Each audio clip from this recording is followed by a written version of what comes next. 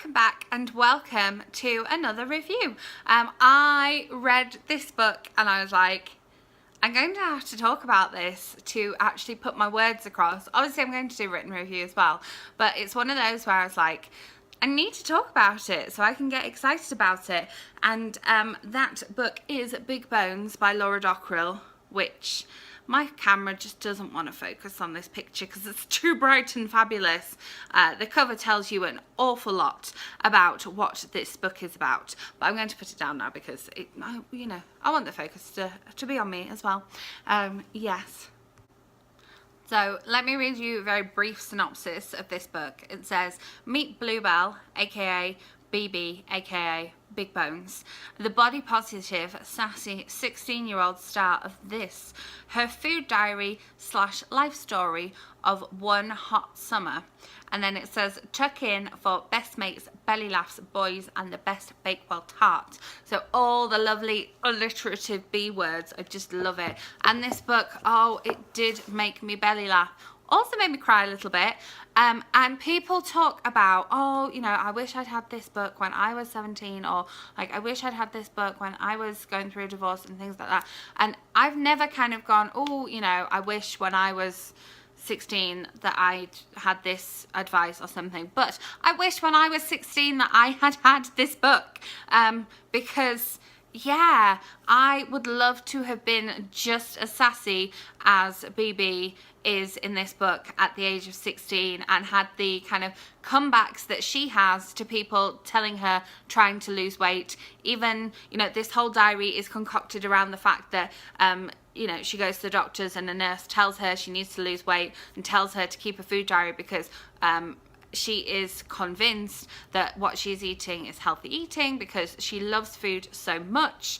And I just would have loved to have had the kind of comeback that she has for those nurses telling me to lose weight. Anyway, yes, this book just made me laugh out loud in public, and once I started it I really didn't want to stop it. And it's not because I was like, oh, I wonder what's going to happen. It's just because I love this character so much. I defy anybody to pick up this book and not fall in love with this character and just be amazed by the things that she says and the things that she does. And this book talks about amazing food as well. There's not chapter numbers, there's not like section numbers, so you can't go, oh, I'm on chapter 24 now. You go, this is the chapter that's about crumpets. This is the chapter that's about Nutella. And one of the things in the chapter about Nutella is, Nutella would be a great name for a baby, wouldn't it? And I'm like, yes, it really would. That's fantastic. I love it. There are very few foods that Bluebell describes in this food diary that she does not like and she does not have a passion about. But the way she talks about the foods isn't just like, oh, a delicious Bakewell tart. It's like she talks about the crust of the Bakewell tart and the almondness of the topping and the way the flavours work together.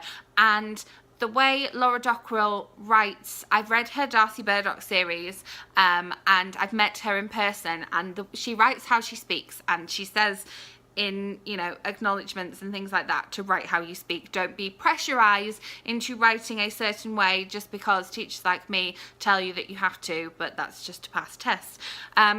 But yeah, she writes the same way as she writes in Darcy Burdock. Darcy Burdock is a middle grade series. This is a young adult book, but I would say it's not necessarily at like the upper end of young adult. There's a little bit of language in here, a little bit of boy talk, but I think that I would quite happily share this with some of kind of my older middle grade readers, because she just describes things the way that you talk when you're talking to your best friend or your mum or your husband. And that's what's so fantastic about it. There's no pretentiousness. There's no like, oh, it's a wonderful tart on the palate. No, it's just, oh, this is fantastic because it looks like buttery, fluffy clouds of mashed potato, and I whip it so it's like airy and scrumptious, and just, the description of the food is fantastic. And Bluebell talks like this all the time, and I love the fact that she talks about this all the time. She also talks about her body and the fact that her body is bigger than everyone else's body. She's a tall girl. I was the tallest person in my primary school, and it was only when I went to secondary school and people started to like catch up and there were more people, so I can relate to feeling just like bigger in every way than everyone else all the time. She talks about the fact that, you know, she's got these curves and rolls, and she doesn't like people calling her curvy because it's not. They're rolls and they're wiggly and jiggly, and it's not curves and it's not being big. It's just who she is and who she wants to be. And she kind of has this comeback to the nurse as well, and there's some amazing descriptions of her body as well, and she talks about her relationship with her body. And the thing that I just loved, apart from the humour, the fact that Laura Dockrill's writing just makes me laugh out loud and snort with laughter, especially the fact that there's a bit in this book to do with that overwhelming desire, when you've eaten something that doesn't agree with you, that overwhelming desire to go to the toilet. And there's this whole description of poo there, which is amazing.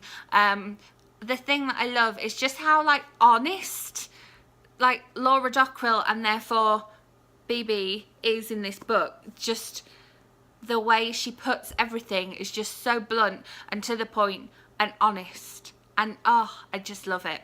Also, BB works in a coffee shop, and so there's scenes set in a coffee shop, and she talks about the fact that they should have Millionaire's shortbread in this coffee shop, and we were all thinking it anyway, so that's fantastic too.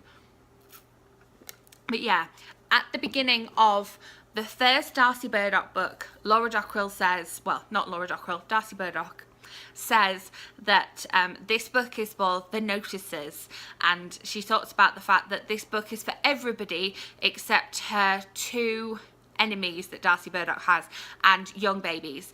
And Big Bones is for everybody except young babies, and everybody should read it because you will love it. You will laugh just like I did, you will possibly cry just like I did, but you will be empowered by Bluebell and her ways, and you will want to go away and eat crumpets and shepherd's pie and pasta and Millionaire's shortbread and muffins and drink cups of tea. So yeah, your mouth will water. It really will. And if in doubt, just read the first few pages, because you get all of this from the first few pages.